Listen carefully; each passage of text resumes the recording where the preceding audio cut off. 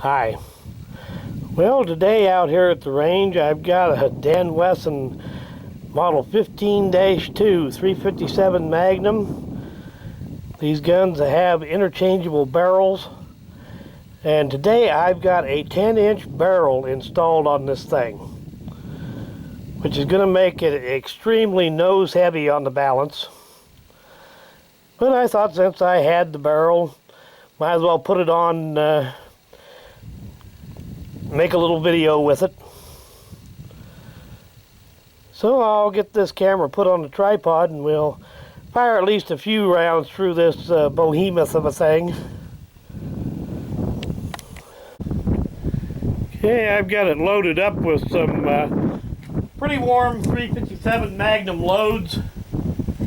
The long heavy barrel does help damp down the recoil, but the recoil really isn't that bad anyway.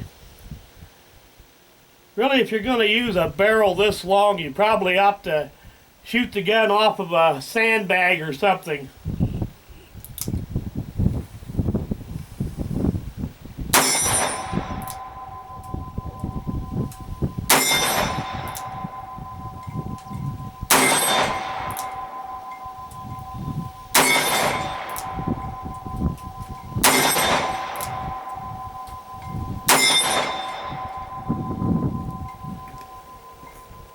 Not a whole lot of recoil, despite being pretty heavy loads, but that's to be expected.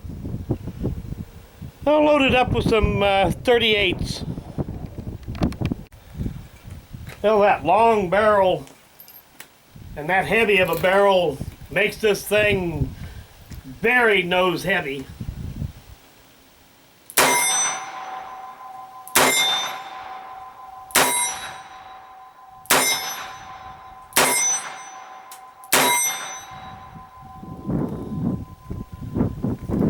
And when I get back home, I'll do another part of this video and show you how to change out the barrels on these things. The barrels change out very easily on these. Takes just a few minutes. Well, these guns are becoming something of a collector's item these days, especially the barrels. Used to be you could buy barrels from the factory at pretty reasonable prices. Nowadays, barrel assemblies cost almost as much as complete guns do, depending on the barrel length and how rare they are. This really is kind of unwieldy with a 10-inch barrel on it, very nose heavy. And they made barrels for these clear out to 15-inch. Even a 10-inch when you'd want to find a sandbag to rest it on. But anyway, figured I'd go ahead and show you how to change out the barrels on it. I've got an 8-inch barrel assembly up here. Now you see here's a barrel nut here. And you've got a multi-tool here that was designed to take these apart.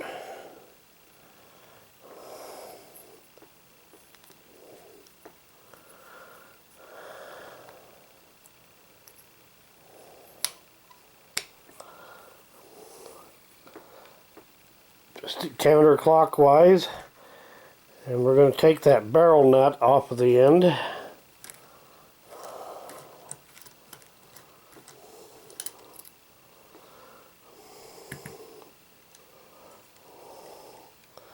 Now once you've got that nut off of there,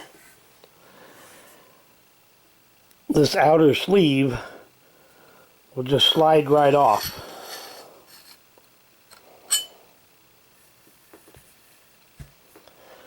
And then you simply just screw the barrel right out of the frame.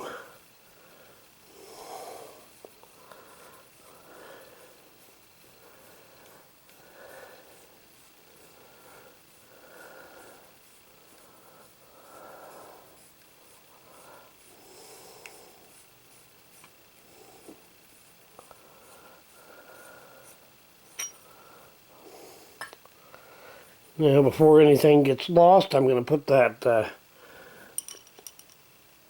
barrel nut back on this barrel.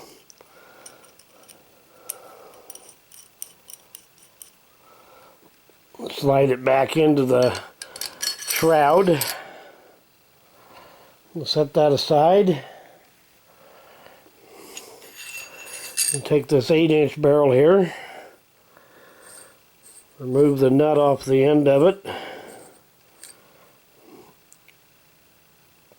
Of course, you notice that one end has a lot more threads than the other. The end with the most threads goes into your frame.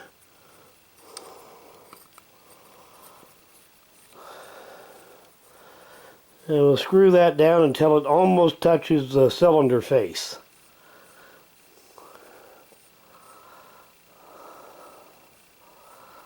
And I've got a feeler gauge over here that we'll use to set the cylinder gap.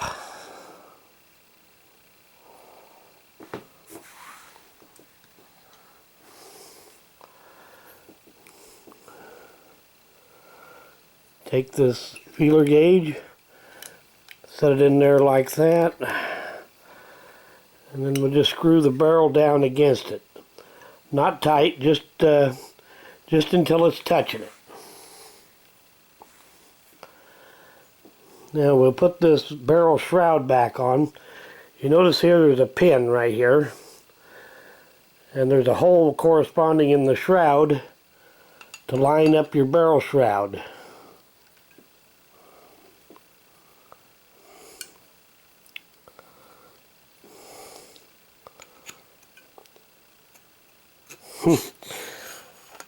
Had that a little bit crooked, didn't want to go on there. Now once you've got your shroud on, take your barrel nut, start it on there, and tighten it down. And you don't want it extremely tight, but you do want it good and snug. That both holds your barrel shroud down against the frame, and it puts pressure on your barrel so that it can't turn when the gun is being fired. I'm going to pull that feeler gauge out of there. Should be able to see a small gap between the barrel and the cylinder. Work the action a few times to make sure that it's not going to drag on the cylinder is not going to drag on the barrel. And you're done.